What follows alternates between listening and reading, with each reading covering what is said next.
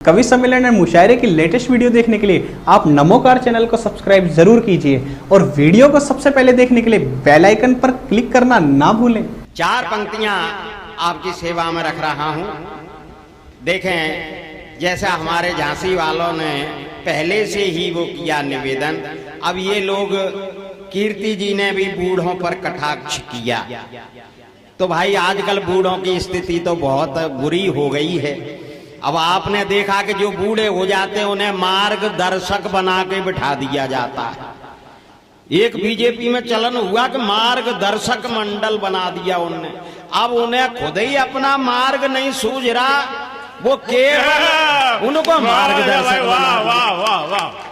तो बेचारे वो दर्शक बन के बैठे, मार्ग खत्म हो गया, दर्शक बन के बैठे। इसलिए अपन मार्गदर्शक बनना नहीं चाहते, तो अपन ने भी भगवान से निवेदन किया। मैंने निवेदन किया, आप लोगों ने कविता में रामायण में, दुबे जी रामायण में पढ़ा होगा कि एक चौपाई आती है साहब कि दैहिक दैविक भौतिक तापा और राम राज्य नहीं काहुं व्यापा। तो मैंने ईश्वर से निवेदन किया है कि भले ही हमें व्याप्ति रहे दैहिक दैविक भौतिक तापा, लेकिन एनडी तिवारी और आसाराम की तरह बिगड़े नहीं बुढ़ापा। वाह वाह वाह वाह। लेकिन एनडी तिवारी और आसाराम की तरह बिगड़े नहीं बुढ़ापा, क्योंकि रह रह कर दर्द उठ रहा है, चेस्ट में खलल पड़ रहा है, रेस्ट में, और गरुड़ पुराण बचवाने की उम्र में घूम रहे हैं डीएनए टेस्ट में। भाई वाह वाह वाह वाह। गरुड़ पुराण बचवाने उम्र में घूम रहे हैं डीएनए टेस्ट में। तो ये बुरी हालत में अपने लिए नहीं करना चाहता। तब एक आगे के त्रिपाठी जी, हाँ मैं असल में टाइम पास कर रहा था, लेकिन ऐसी कोई बात नहीं। मैं एक रचना, क्योंकि कीर्ति जी बहुत दिनों से दिल्ली हैं और मुझे सुना नहीं है, वरना हम लोग कई मंचों पर साथ रहे हैं, लेकिन एक रचना मैंने नई लिखी है। अरे वाह। हाँ मतलब, और शायद कमलेश जी ने भी नहीं सुनी, उन्होंने भी नहीं सुनी, शायद नरेश निर्भीक को वो भी। भाई साहब, ये नरेश निर्भीक ऐसा कवि है, चंपारण में बिहार में कवि सम्मेलन हुआ और वो भी शहीद भगत सिंह की स्मृति में कराया। ये सच बात बोल रहा हूं, कोई चुटकुला नहीं है। कि वहां अच्छा, और आयोजक कौन थे? औरंगजेब। यानी देखिए आप, सारा पूरा परिवार मोमडन का था। उन्होंने शहीद दिवस पर कवि सम्मेलन किया, वो बधाई के पात्र हैं चंपारण जैसी जगह पे। वाह वाह। और ये एकमात्र कवि ऐसा है कि साहब ओवैसी ये वो सब निपटा दिए उसने, लेकिन उसके बाद भी उनसे, श्रोताओं से, जो आयोजक थे, उनसे जय हिंद और भारत माता की जय कम से कम हर रचना पे बुलवा दी इसने जी। ऐसा विशिष्ट कवि है। वाह बढ़िया। वाकई वो लोग बहुत अच्छे थे। तभी मैं कहता हूं कि एकता होनी चाहिए, ऐसा नहीं है कि सभी लोग वो खराब हैं। तब मैं चार पंक्तियां अपनी पढ़ रहा हूं। स्वागत। कि जग, और आप लोगों के, आपके समाज के लिए, कि जगमगाते ही रहो तुम चांद तारे की तरह, जगमगाते ही रहो तुम चांद तारे की तरह, और हर लहर को दो सहारा तुम किनारे की तरह, और एकता के भवन आंधी में कभी गिरते नहीं, तुम रहो मिलकर सदा ही ईंट गारे की तरह। तुम रहो सदा ही ईंट गारे की तरह। तो दोस्तों, एक व्यंग रचना लिखी है और ये बड़ी अद्भुत सब्जेक्ट पे, आपने शायद रोज सीरियल पे देखते होंगे एक श्रीमान जी को, एक संत को। अब वो संत के वेश में तो नहीं रहते, लेकिन अब वो किस वेश में रहते हैं आप लोगों ने देखा होगा। तमाम अपनी समस्याएं लेके जाते हैं। तो साहब मैं भी पहुंच गया एक बार समस्या लेके अपने उनके पास। देखें रामन जी कि हर तरह से होकर परेशान और लाचार, एक दिन हम पहुंच गए एक नॉर्मल बाबा के दरबार। नॉर्मल। हाँ, ये नॉर्मल हर तरह से होकर परेशान और लाचार। एक दिन हम पहुंच गए एक नॉर्मल बाबा के दरबार और बाबा के से बोले कि बाबा आपके चरणों में देश के समस्त बड़े बड़े घोटालों के बराबर कोटि कोटि नमन। आपके चरणों में देश के समस्त बड़े बड़े घोटालों के बराबर कोटि कोटि नमन। बाबा किसी काम पर नहीं लग रहा है मन। बाबा जी ने आंख झपका कर कहा, जी आप कहाँ से आए हैं? हमने कहा हम चंबल के बीहड़ों में भटकते हुए, आगरा की पैसेंजर में लटकते हुए, तानसेन की नगरी ग्वालियर से आए हैं, लेकिन आजकल हम पर घनघोर संकट के बादल छाए हैं। बाबा समस्त योग्यताओं और ऊर्जाओं के बाद भी हमारी किस्मत के गुलाब नहीं खिल रहे हैं। बाबा आजकल हमें कोई कवि सम्मेलन नहीं मिल रहा है।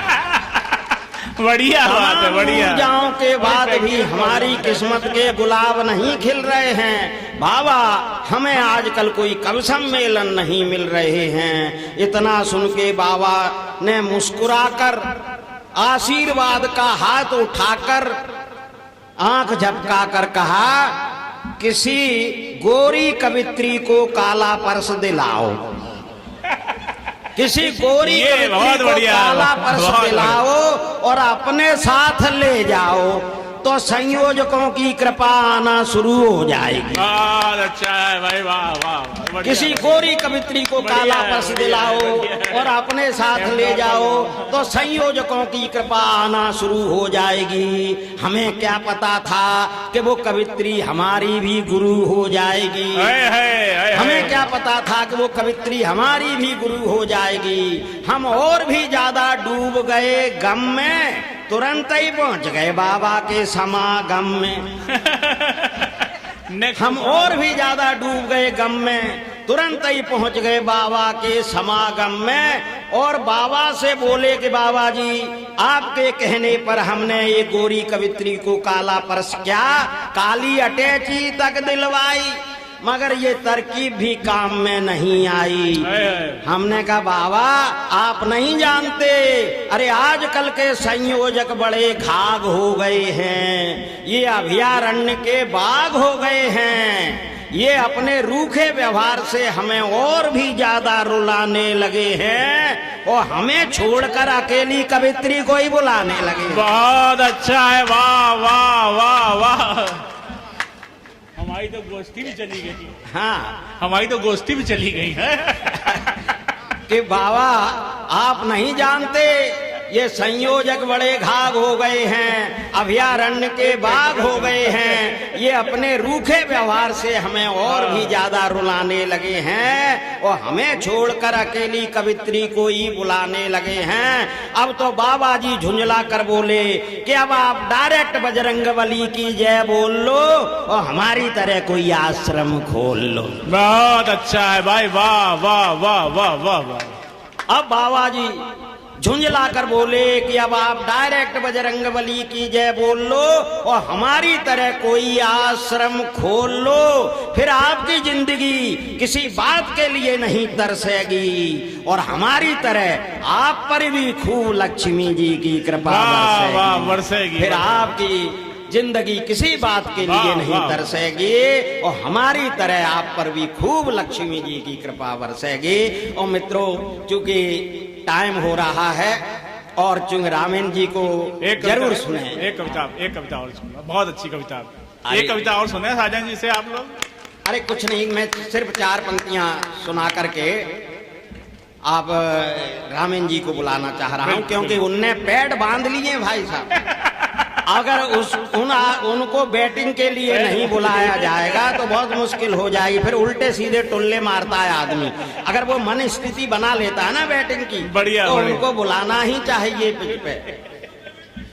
नहीं, ऐसी बात नहीं। असल में क्या है कि उनको देखिए श्रोताओं का क्या है अकाल पड़ जाता है वैसे भी, क्योंकि उनका नंबर इतने वरिष्ठ हैं और उन्होंने इतना लिखा है, ऑलराउंडर हैं वो, इतना लिखा है कि उनके लिए कुछ श्रोता तो होना चाहिए। मतलब हम तो आपके खुद के यहीं के ही हैं साहब, चाहे जब बुला लो। आजकल तो अपनी वैसे ही मार्केट डाउन हो गई, कृपा नहीं आ रही है। हाँ। तो हाँ, अध्यक्ष जी कह रहे हैं, एक और सुनाइए। अध्यक्ष जी कह रहे हैं। अरे अच्छा चलिए, छोटी सी एक व्यंग रचना सुनाए देता हूं। कुछ मुक्तकों से शुरू करता हूं कि चाहे जैसे खत्म कर दें, या फिर मैंने एक प्रयोग किया है, जैसे इन्होंने अडवाणी जी के ऊपर पैरोडी सुनाई, लेकिन मैंने क्या किया है कि जो व्यंग तो गजल नुमा है, ये गजल के सब रचनाकार बैठे हुए हैं, लेकिन अंतिम पंक्ति किसी गाने की प्रसिद्ध गाने की आएगी। बढ़िया। देखें आप क्या प्रयोग है। जैसे कि चारों तरफ मचा है दंगा और संकट ने घेरा, चारों तरफ मचा है दंगा और संकट ने घेरा, जहां साल साल में नेताओं का उठ जाता है डेरा, और नए टैक्स और नए नए बच्चे लाता शाम सवेरा, वो भारत देश है मेरा, वो भारत देश है मेरा।